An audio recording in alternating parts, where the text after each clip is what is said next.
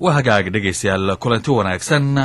kuna soo dhowaada qayb kale oo ka mid ah barnaamijyadii aanu ku eegaynay taariikhda Soomaalida. barnaamijkana waxa weeyaan kii 13aad. intii dhageysanaysay barnaamijkii kan ka horeeyay ee baxay axadii waxaad dhegaystayaal ku maqasheen codad ajnabi ah oo ka hadlayay dagaalkii socday 1977 ilaa 1978 ee dhex maray Soomaaliya iyo Itoobiya. madaxdaasi waxa ka mid ahaa hogaamiyaha dalka Cuba ee la yiraahdo Fidel Castro iyo saraakiil isaguna ka tirsanaa dhinaca dalkii la oran jiray waagaasi midowga Soviyeeti. haddaba marka aynu u soo noqono dagaalkii dhinaca Soomaalida sarkaalkii ugu sarreeyay ee dagaalka hogaaminaya waxa uu ahaa General Maxamed Cali Samatar ama sarreeye guud Maxamed Cali Samatar oo isagu ah ninka Soomaaliyeed ee darajo ciidan halka ugu sarreysa ka gaaray oo aan shaki ku jirin in badakiinu aad wada garanaysaan marka laga reebo intii garashadoodu ay indha dilaacsatay dhowr iyo 10 sanadood ee ugu dambeeyay. haddaba waxaa noo suurta gashay inaan waraysi la yeelno General Samatar oo haatan isagu ku nool waddanka Mareykanka oo aanu filanno in dad badan oo na dhagaysta ay aad u dhagaysanayaan oo ay ugu dhegtaagayaan waxa uu oran doono General Samatar sababtoo ah xogogaalnimadiisa iyo doorkii muuqday ee uu kaga jiray dawladdii Soomaalida ee xukunkeedii uu dumay sanadku markuu 1990 waxyaabaha aanu wax ka weydiinay waxa ka mid ahaa dagaalkii 1977 ama se dadku sida u dhigaanba lagu soo gaabiyo dagaalkii 77. saaxiibkay Cabdilaahi Xaaji oo General Samatar waraysi dheer la soo yeeshay markii uu dagaalkaasi wax ka weydiiyay General Maxamed Cali Samatar waxa uu yidhi dhacda xusuus weyn leh waxa weeye dagaalkii 77 oo annaga iyo Itoobiya na dhaxmaray. dagaalkaas mid weyn buu ahaa taariikhda way xusaysaa kutub badan bay ku qoran yihiin dugsiyaa la iska baraa al'aana dawlado badan baa dugsiyadooda dagaalka ka dhiga dagaaladaas aynu annaga iyo Itoobiya gallay na dhaxmaray. dagaalkaas wuxuu ahaa dagaal si fiicanna aynu u qorsheynay si fiicanna aan u maamulnay anigana shakhsi ahaan xusuus weyn leh oo taariikhdayda meel weyn ka gelayo guud ahaan Soomaaliya dhan taariikhdeeda dagaalkaas meel weyn ka gelayo maxaa yeelay Soomaali waxay ku muuqatay dadka qiimaha ay leedahay dadnimadeeda iyo kartideeda ayay ku muuqatay. maxaa u sababa waxa u sababa Itoobiya markaa waxaa loo yaqaanay libaaxi Afrika libaaxi geeska Afrika ayaa loo yaqaanay cidina isma lahayn ciidanka Itoobiya ciidan isor taagi karo ayaa Afrika ay leedahay cidna kuma fikraynin markaa laakiin ciidankii libaaxi geeska Afrika la baxay bisad baan ka soo saaray muddo bilooyin aanan badnayn gudaheed haddaanan loo soo gurmanna dibadda aan looga soo gurmanin oo dawlada waaweyn iyo ciidamo badan coalition ciidamo isbahaystay badan ayaan u soo gurmanna xaaladda intaa waa ka duwanaan lahayd. dagaalkaas waxba yaanan ku dheeraanin hase yeeshee markaan xuso goobihii ugu muhiimsanaa waxaa ka mid ahayd jigjiga oo ciidan xoog leh Itoobiyaanka markaa uu u joogay ciidamadooda taankiga ayaa fadhin jiray sideedana waxay leedahay jigjiga difaac adag oo dabiici ah buuraaley weeye markii difaacaas la abaabulo la qodo way la yaqaanaa sahal laguma mari karo isma ayan lahayn Itoobiyaanka karamardha ayay jiiri karaan Soomaalida oo muddo gaaban ku jiiri karaan isma ayan lahayn. dagaalka jigjiga aad buu runtii u adkaa u qallafsanaa haddaan xusuustayda dib ugu noqdo 14 casho ayuu nagu qaatay jigjiga inaan ka takhalusno. jigjiga waa dhaafnay waa la wada ogyahay harar markaan marayno ayaa ay noqotay inaan ka soo noqono oo ciidamo kale iyo awood naga badan ay soo gashay meesha lagama maarmaan ay noqotay marka inaan ka soo saaro ciidamadanadii oo aan ka soo baxno markaan aragnay qowida meesha soo gashay hubka soo galay colalka soo galay hadday tahay annaga iyo etoobiya keliya kama soo baxneen mana ay suurowdeen in nalaga soo saaro markii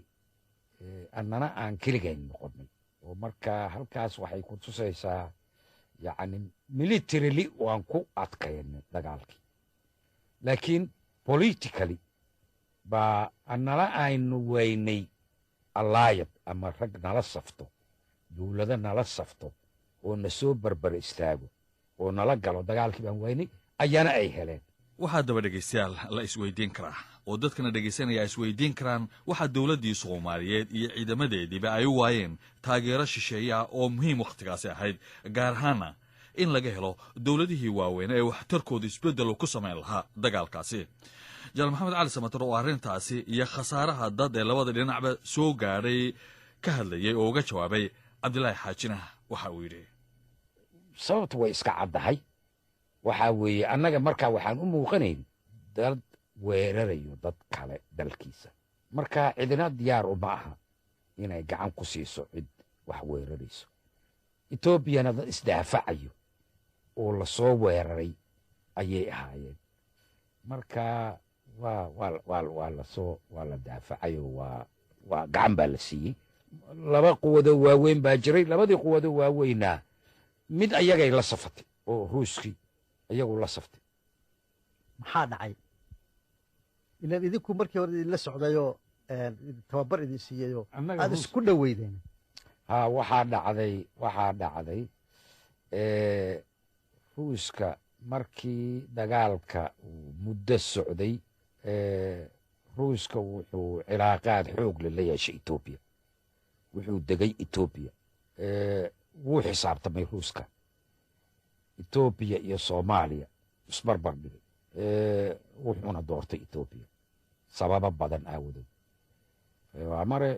etoobiya dad ahaan way ka badan tahay soomaaliya dal ahaanna way ka weyn tahay soomaaliya marka xigaa waxaa weeye soomaali shuuciyad ma noqonayso waa geli kari weyde wuu ogaaday etoobiyase waa gashay shuuciyaddii waa qaadatay mingisto iyo raggiisii waxay yidhaaheen way caddaysteen shuuciyiin inay yihiin dabadeedna waxay goosteen mabda'iyan halkaas inay u leexdaan ka dhigtaan saaxiibba runa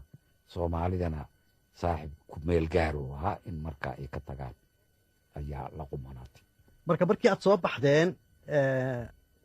xamar aad ku soo noqoteen ciidamadiinnii markaad eegto guud ahaan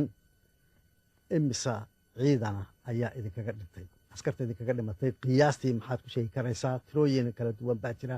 30 kun baa la sheegaa 20 baa la sheegaa 15 kun baa la sheegaa maxaad ku qiyaasi karaysaa cabdullaahi wararkaas waa maqle meelaha laga tuurtuuray oo la sheego waxba kama jiraan intaas figar ama tira aad hadda sheegtay intaba ma jiraan dagaalkii 77kii annaga iyo etoobiya na dhex maray ilaa iyo xataa markii lagu daro kii dambe oo 81kii 82kii oo galdogob iyo balanballe ka dhacayay intaa markii la isku daro wixii nooga dhintay ciidamadii nooga dhintay etoobiya dagaaladeedii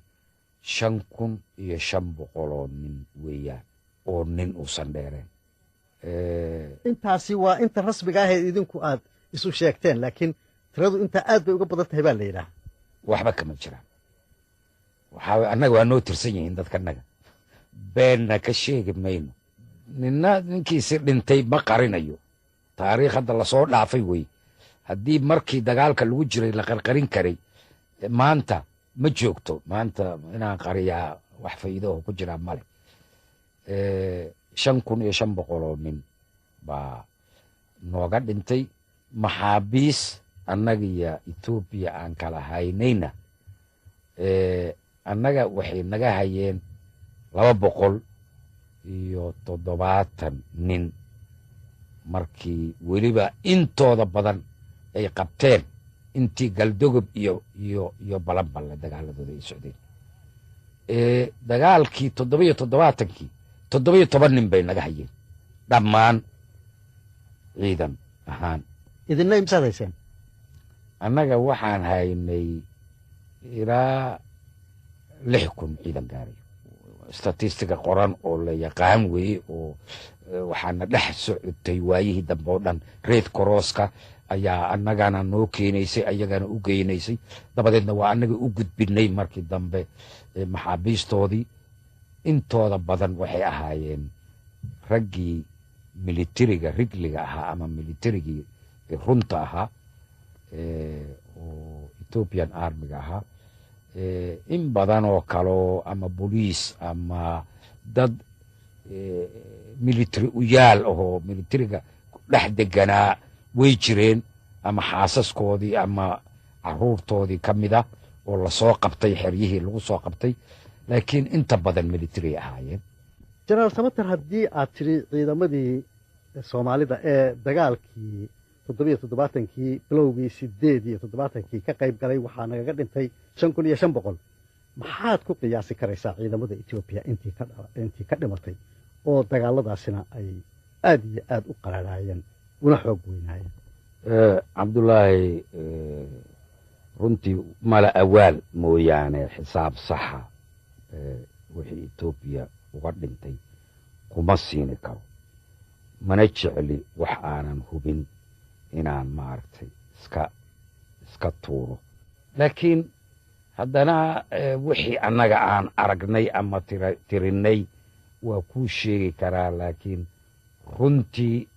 halkaas ma ah xaqiiqdii intaas weeye kuma dhihi karo. qoladii dhibaatada ay gaartay baa sheegi karta. annaga marka qiyaastannada goobahaas wixii aynu tiro koobnay markaan kuu soo qaado, waxaan aaminsannahay taqriiban 15 ilaa 17 kun inay uga dhinteen Ethiopiaanka ayaan aaminsannahay. waxaa iyadna haddaba la isweydiin karaa dhegaystayaal ciidamadii Ethiopia oo General Samater uu ku tilmaamay in markii hore loo arki jiray libaaxa Afrika, laakiin sida uu sheegay Samater ay ku soo celiyeen heer bisadeed. intee ileeg ayay markaasi ahaayeen ciidamada Soomaaliya ay lahayd markii ay dagaalka galeen? General Maxamed Cali Samater intaa isagoo ka jawaabaya waxa uu yidhi intuusan dagaalka bilaaban 50 kun buu ahaa ciidanka markaan dagaalka gelaynay. 100 kun intuu dagaalka socday baan qoray. dabadeed dagaalka markuu laga soo baxay ciidamadii in badan waan sii daynay. waxaase ilaa markii dambe qaranka uu burburay ku dhowaadkiisa waxaa aniga kolleyba aan uga tagay wasaaradda gaashaandhigga 120 kun isagoo ah ciidanka. markaad qiyaasto ee aad u fiirsato imika iyo intii aad dagaalka ku jirteenba, habka dagaalka ee ciidamadii Ethiopia sidee baad u qiimayn karaysaa? ciidamada Ethiopia 2 nuuc bay u qaybsanayeen. ciidan qadiim ahaa oo muddo soo dhisnaa oo tababar dheer qaatay oo dagaalo badan soo galay oo regular army ah, iyo ciidan waayihii dambe la qoray oo olol lagu qoray oo tababar gaaban la siiyey oo aanan tayadiisa saacan u fiicneen iyo awooddiisa dagaalba. tiro badnaa laakiin aanan tayo lahayn wuu jiray. ciidan horoo maaragtay tiradiisa iyo tayadiisaba ay fiicneedna waa jiray. marka aad eegto waxyaabihii idinku aad ku fiicnaydeen ee gacanta sare aad ku lahaydeen maxaa ka mida? waxay nooga fiicneed ciidanka cirka. xagga dagaalka cireed